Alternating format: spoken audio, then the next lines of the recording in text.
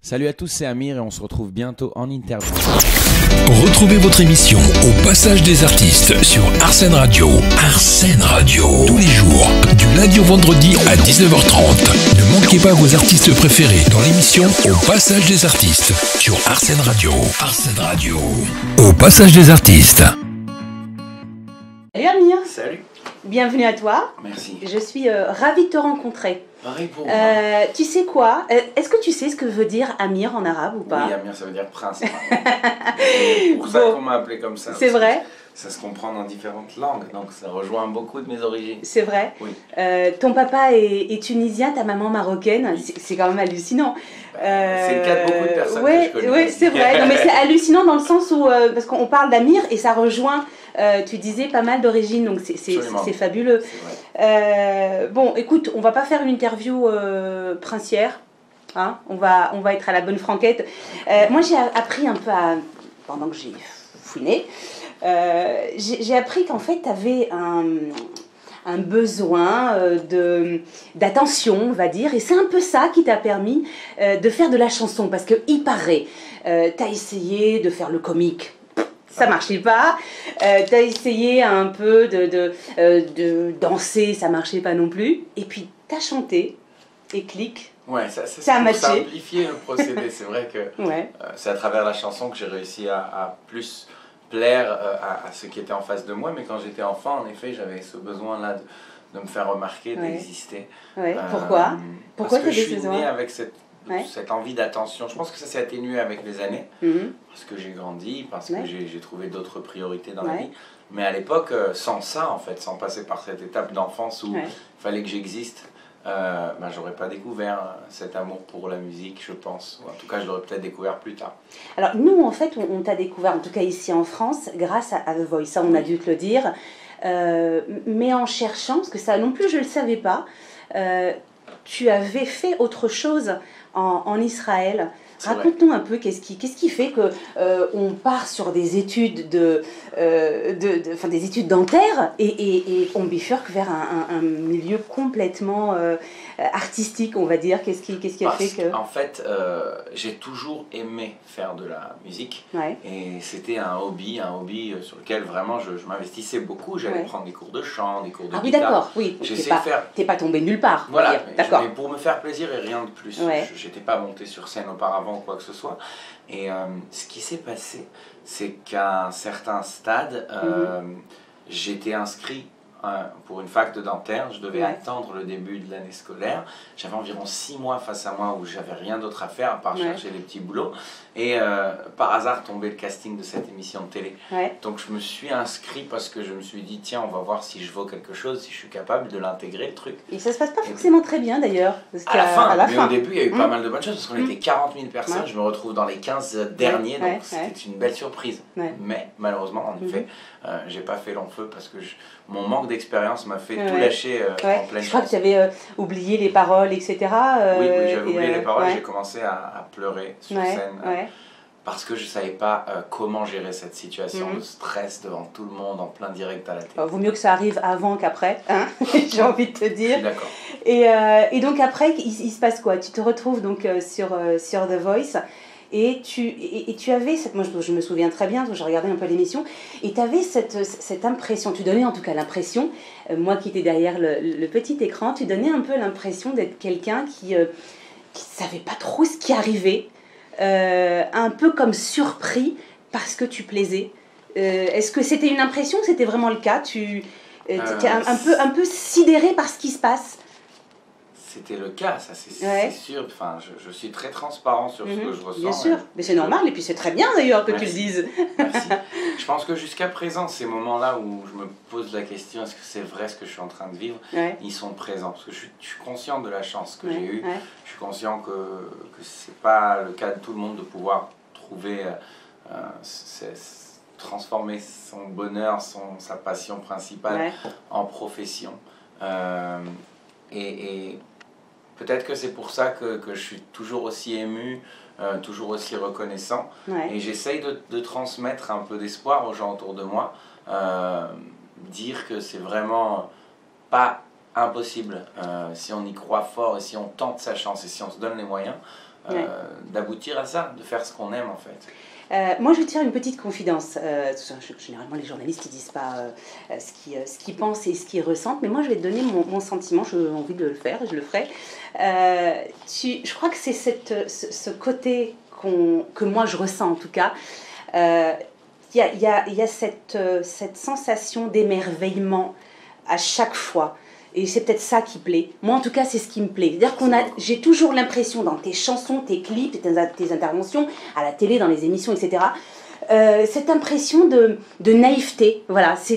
Et j'ai l'impression que c'est ça. T'es pas blasé. Voilà. C'est vrai que certains artistes... on a l'impression, bon, ils ont de la bouteille, ils ont une espèce d'assurance, qui frôlent parfois l'artiste blasé. Et toi, on a l'impression que tu es un éternel enfant, voilà, qui s'émerveille sur ce qui se passe. Et ça, on le ressent. Voilà, donc j'avais envie de te le dire. C'est ce que me disent mes meilleurs amis. Ouais. C'est... éternel enfant, oui, enfin, même en tout cas dans l'émerveillement. J'ai commencé à brancher la guitare, à faire une petite bêtise. Ouais. C'est vrai, mais je pense que la vie, c'est un cadeau, et un cadeau qu'il faut prendre avec beaucoup de légèreté. Ouais. En tout cas, c'est l'approche que j'ai toujours eue. Ne me prends pas la tête. Et ça se voit, ça se ressent. Voilà, mais je suis content, cette analyse... et ça rejoint beaucoup de choses que je ressens. Bon. Et ben en tout cas, c'est l'émotion que tu procures, que tu me procures à moi. Après, j'ai peut-être pas l'âge d'écouter, comme me dit ma fille, t'as pas l'âge d'écouter Amir, maman. Mais bon, l'émotion est aussi importante. On parle de l'Eurovision, dis-moi.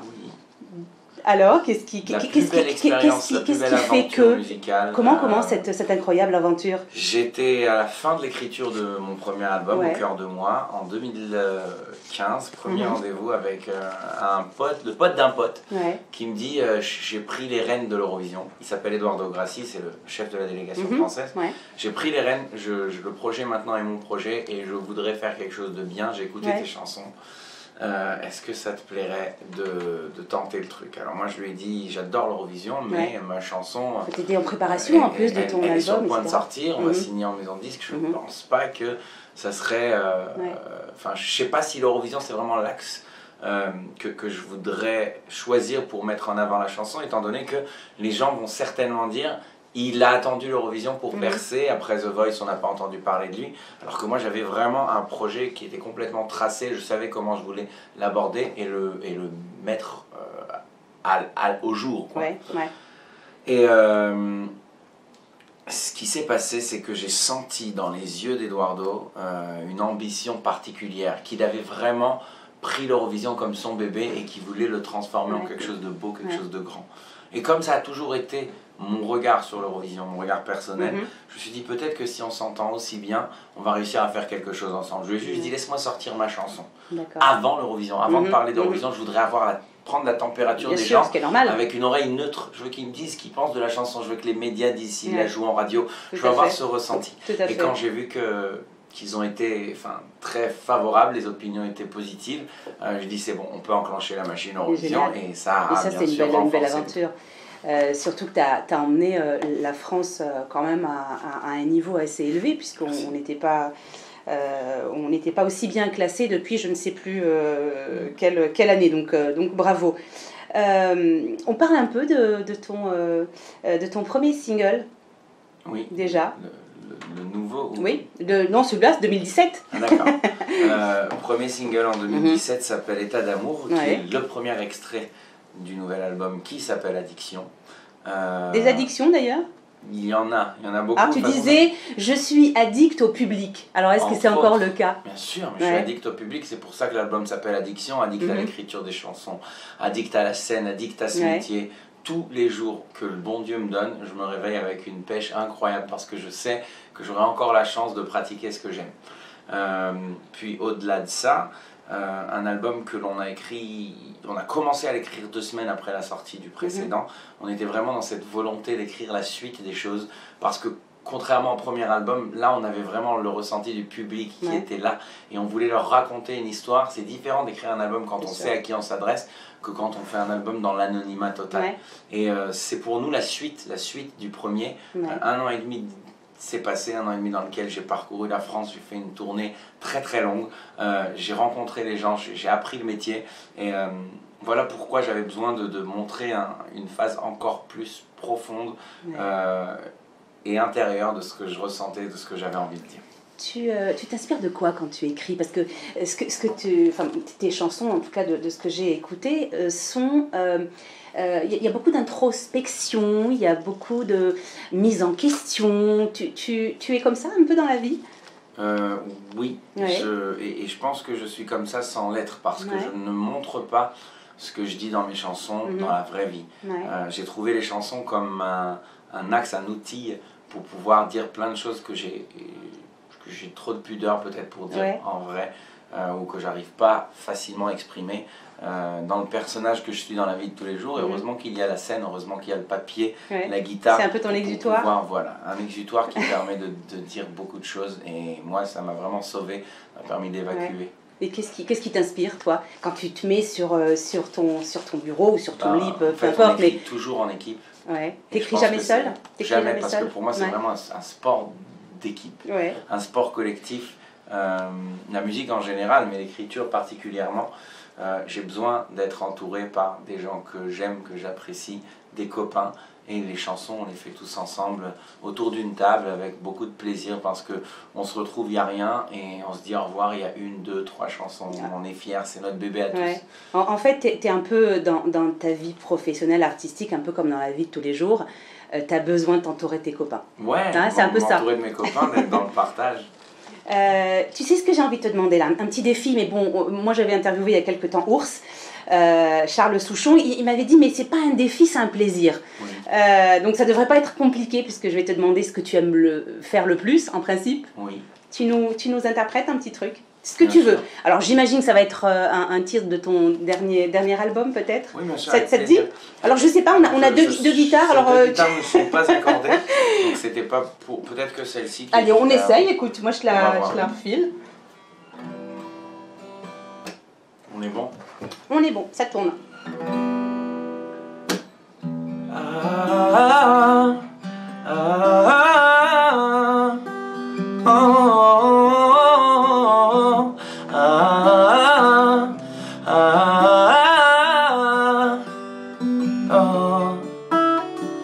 Point final, t'as semé sans sonner des points d'interrogation. Je passe mon temps à les escalader, toutes ces montagnes de questions.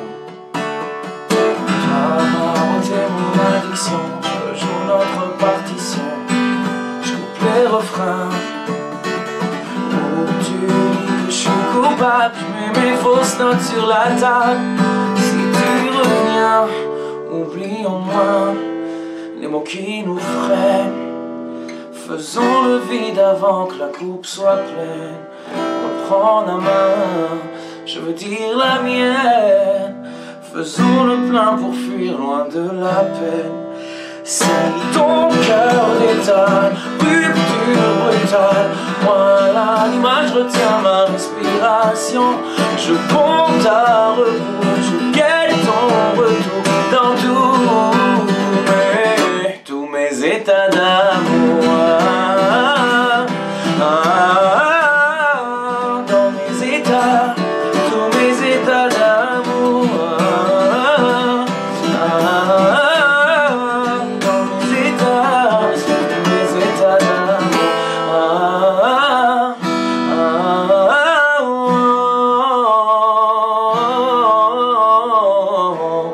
Dans mes états,